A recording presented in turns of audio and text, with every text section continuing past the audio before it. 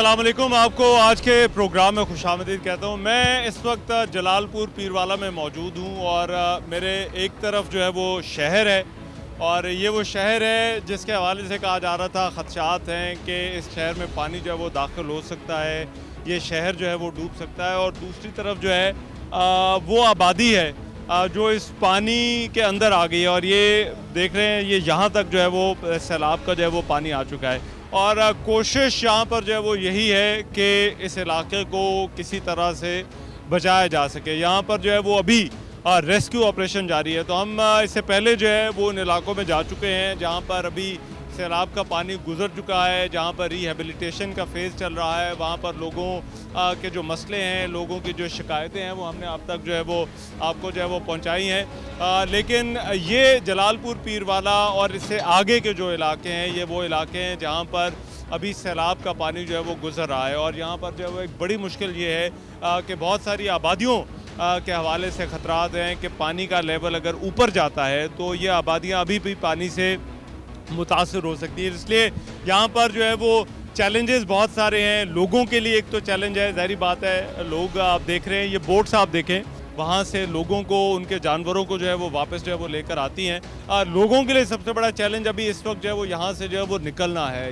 अब ये बताया जा रहा है कि अगर जो है वो यहाँ पर पानी का लेवल मज़ीद नहीं बढ़ता तो फिर ये बंद जो है वो ये सस्टेन जो है वो कर जाएगा। लेकिन देखना ये है कि आने वाले जो घंटे हैं वो बताया जा रहा है कि इस शहर के लिए जो है वो बहुत ही ज़्यादा जो है वो अहम है। अब इसमें जो दूसरा बड़ा चैलेंज है वो हुकूमत के लिए है कि हुकूमत ने इस सारी सूरत हाल को जो है वो किस तरह से जो है वो डील करना है। तो ये सारे का सारा जो हुकूमती अपरेटस है वो यहाँ पर जो है वो मौजूद है और यहाँ पर इस शहर को बचाने की जो है वो कोशिश की जा रही है। लेकिन बहुत बड़ी आबादी जो है वो एवैक्यूएट जो है वो हो चुकी है, वो यहाँ से जो है वो जा चुकी है। उस आबादी का भी हाल देखना है कि वो आबादी जो है वो किस हाल में है जिनको उनके घरों से निकाला गया है। और फिर ये कि यहाँ जो ऑपरेशन है जो रेस्क्यू के लिए किया जा रहा है वो ऑपरेशन जो है वो किस तरह से जारी है। तो हम अभी लोगों से भी बात करेंगे, कैंपों के अंदर जो लोग हैं वहाँ पर वो लोग किस हाल के अंदर हैं, उनका भी हाल आप तक जो है वो पहुँचाने की कोशिश करेंगे। फिर दूसरा, हुकूमत इस सारे मामले को जो है वो किस तरह से देख रही है और हुकूमती मिनिस्टर्स जो यहाँ पर मौजूद हैं उनके मुताबिक उनके लिए जो है वो चैलेंज जो है वो क्या है या वो इस सारी सूरत हाल को किस तरह से मैनेज करने की जो कोशिश करें। तो ये भी आज के प्रोग्राम में आपको जो है वो बताएंगे।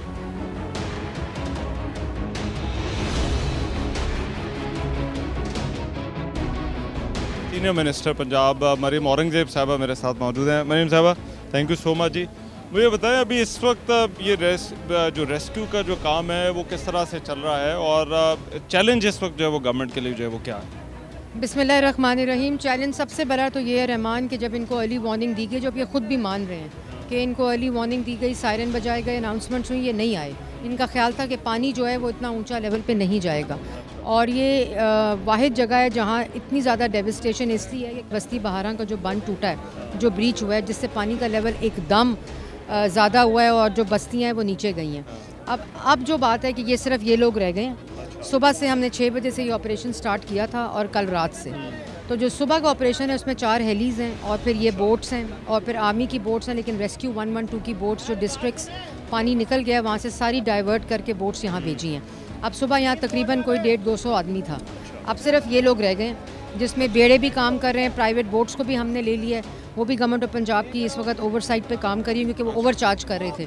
और फिर वो भी अब पेमेंट हम कर रहे हैं और उसके अंदर एक कांस्टेबल पुलिस का बैठ के हम बेचते हैं और लोग वापस आते हैं। फिर उसके साथ साथ ये बोट्स रेस्क्यू बोट्स हैं, फिर आर्मी की कुछ बोट्स वहाँ खड़ी हुई हैं जो कि ये रेस्क्यू ऑपरेशन कर रही हैं। लेकिन ये मैं ज़रूर कहूँगी कि एक ऐसी क्लैमिटी है, एक ऐसी कैटास्ट्रफी है जिसका स्केल इतना बड़ा है कि इनका भी कमाल हौसला है, ये गलतियाँ मान भी रहे हैं। लेकिन हमारा इस वक्त जो प्राइम ऑब्जेक्टिव है जो चीफ मिनिस्टर का, जिसकी वजह से मैं भी यहाँ स्टेशन हूँ, कि लोगों की जानें बचाई जाएँ। मतलब लोग जो वहाँ स्टक हैं उनको बचाया जाए। लेकिन जितनी इवैक्यूएशन अल्लाह का शुक्र है हुई है पिछले 3 दिन और बिलखसूस कल रात और आज, जिसकी वजह से अब कोई लोग कहते हैं 12 लोग हैं, कोई कहते हैं 8 लोग हैं, कोई कहते हैं 10 लोग हैं। तो वो जो एक स्केल था वो कम हुआ है। लेकिन मुझे बताइए ये जो एक्सपेक्टेशन थी गवर्नमेंट की या एक अंदाज़ा जो था, ये क्या जो सिचुएशन है उससे बढ़कर जो है वो सिचुएशन? मेरा नहीं ख्याल।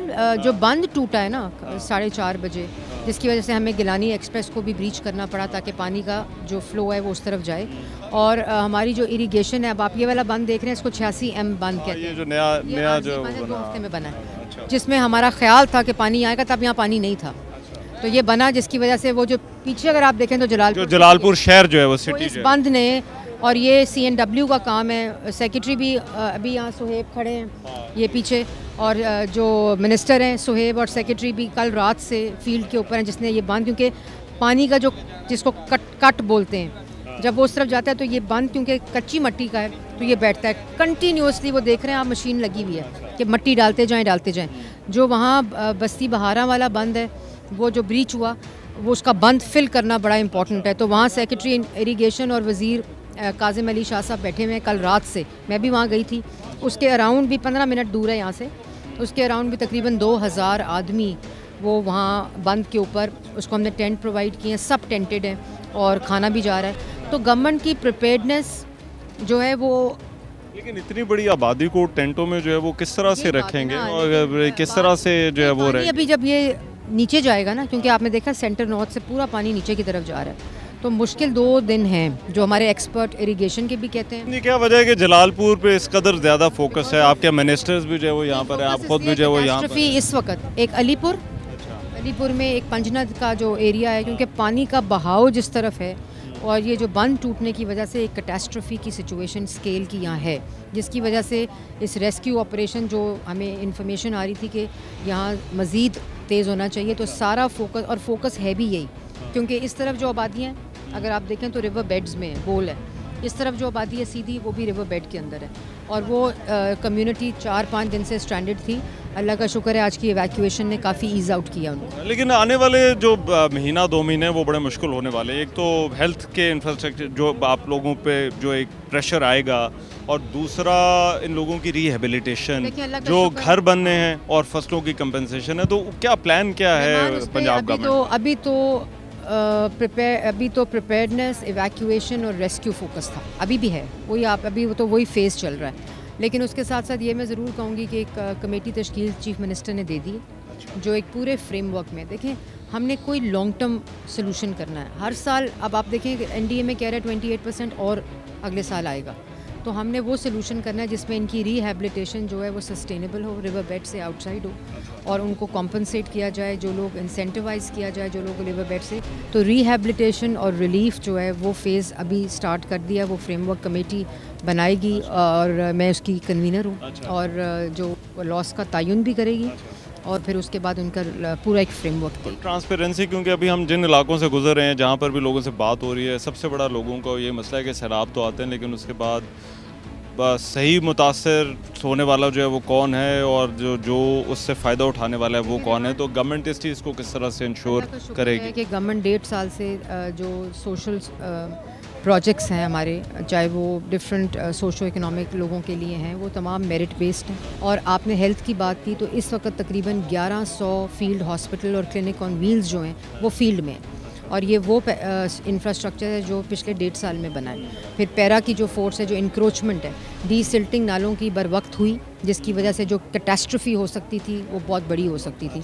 आपने गुजरात में देखा कि कंस्ट्रक्शन की वजह से नाले खाली थे और पूरा गुजरात जो था वो डूबा हुआ था, लेकिन फिर दोबारा वासा ने एक हीरोइक एफर्ट करके उसको 4 दिन के अंदर क्लियर किया है। लेकिन एक रीसेट की ज़रूरत है, एक रीथिंक की ज़रूरत है कि हमने किस तरह जहाँ जहाँ वाटरवेज, पानी ने अपना रास्ता 40-50 इयर्स के बाद वापस लिया है, तो इस 40-50 इयर्स के बाद जो पानी वापस आया, ये नेचुरल रिवर बेड्स हैं, ये नेचुरल रिवर वेज हैं। 35-37 सालों में ये सबसे बड़े सैलाब हैं। क्लाइमेट चेंज जो है वो पंजाब आपकी, क्योंकि ज़ाहिर बात है मिनिस्ट्री भी आप के पास है, ये पंजाब किस तरह से जो है वो तैयारी कर रहा है कि जिस तरह से ये फ्लड आया है, आपने खुद कहा कि एक्सपेक्टेड है कि आने वाले सालों में भी इसी तरह से हैं, तो कोई लॉन्ग टर्म सोल्यूशंस जो है वो ढूंढे जाएं कि इनका मुकाबला किस तरह से करना है? Short term, medium term and long term के अलावा कोई चारा ही नहीं है। और क्लाइमेट चेंज मिनिस्ट्री ज़रूर मेरे पास है, और जो कि ये एनालिसिस करती है और ये एविडेंस देती है कि ये क्लाइमेट बदल रहा है, क्लाइमेट रिवर्स हो रहा है, क्लाइमेट चेंज हो रहा है। लेकिन उसके साथ साथ जो डिज़ास्टर मैनेजमेंट है वो एक बहुत इंपॉर्टेंट रोल प्ले करेगा, जिसको सलमान रफ़ीक साहब हेड भी करते हैं उस कमेटी को, और हर जगह के ऊपर फील्ड में ये मौजूद भी रहे हैं, और ये उस कमेटी का भी हिस्सा है जो इस पूरे रिहेबिलिटेशन प्रोसेस का एक फ्रेमवर्क तैयार करेगी। ठीक है, राइट। बहुत शुक्रिया मरियम औरंगजेब साहबा, थैंक यू सो मच। इस वक्त जलालपुर पीरवाला शहर को बचाने के लिए जो बंद बनाया गया है, जो आरजी बंद बना है, मैं उस बंद पे मौजूद हूँ और मेरे साथ जो मिनिस्टर इंचार्ज हैं जिन्होंने जो है वो ये बंद बनाया है वो मौजूद हैं, मलिक शोएब भरत।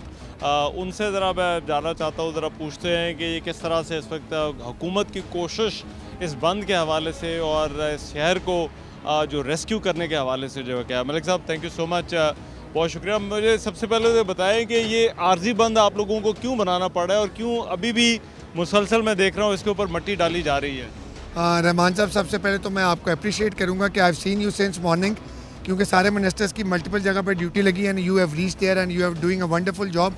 ऑब्वियसली जब हुकूमत के साथ मीडिया और सारे अपना किरदार करेंगे तो सैलाब मुतासरीन की उसी तरीके से हेल्प होगी। जिस बंद में हम लोग खड़े हैं, आज से 10 दिन पहले मोहतरमा मरियम नवाज शरीफ साहिबा को जब PDMA वालों ने बताया कि मैडम जलालपुर पीर वाला जो सिटी है वो एक बहुत ख़तरे की घंटी बज रही है, तो आप इसके ऊपर प्रॉपर इसके ऊपर फॉर्मेशन और मैकेनिज़्म करें।